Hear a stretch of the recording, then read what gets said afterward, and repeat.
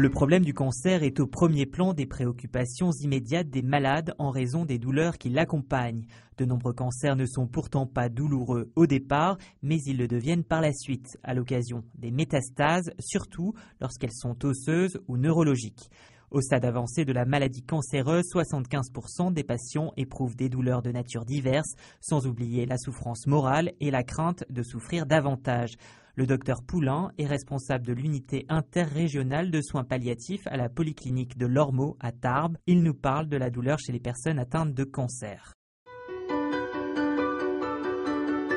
Je crois qu'on ne peut pas dire ça vraiment parce que la douleur du cancer a de multiples causes et chaque cause doit être prise en charge, évaluée et traitée spécifiquement.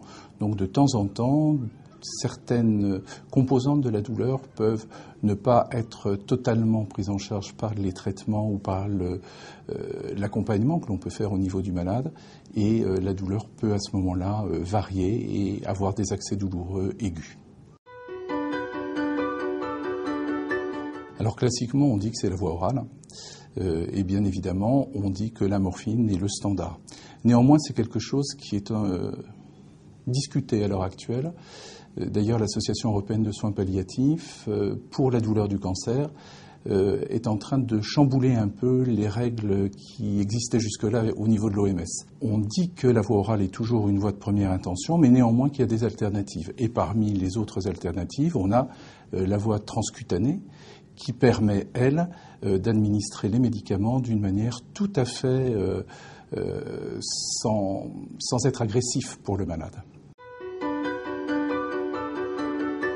Il y a plusieurs techniques.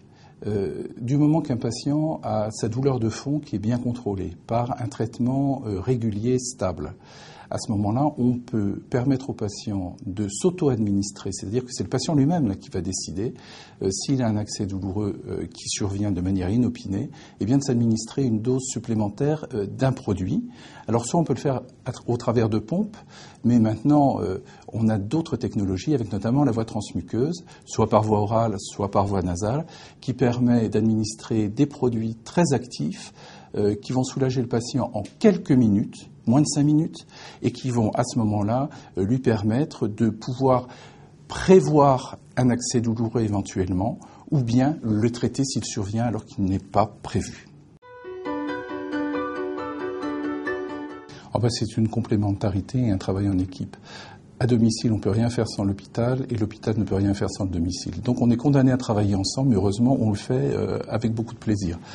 Ce qui veut dire que les technologies peuvent sortir de l'hôpital de manière très simple avec des gens qui sont bien évidemment formés. Récemment, l'an passé, les recommandations de l'AFSAPS ont permis de faire sortir des hôpitaux des médicaments qui jusque-là étaient restés dans les blocs opératoires presque. Donc maintenant on peut utiliser du sufentanil, on peut utiliser de la kétamine, on peut utiliser de la méthadone, on peut utiliser d'autres produits qui sont très actifs pour les patients qui sont en fin de vie et leur assurer à domicile, avec l'ensemble de l'équipe qui travaille en collaboration, une fin de vie qui soit la plus confortable possible. Les affections cancéreuses à leur stade terminal constituent une part non négligeable des maladies traitées dans les unités de soins palliatifs, aussi bien dans les hôpitaux de moyen séjour qu'à domicile. Ici, la lutte contre les douleurs, l'accompagnement psychosocial et le suivi du médecin traitant prennent tout leur sens. En fin de vie, une attention toute particulière doit être apportée aux proches par le médecin et son équipe qui sont familiers du patient.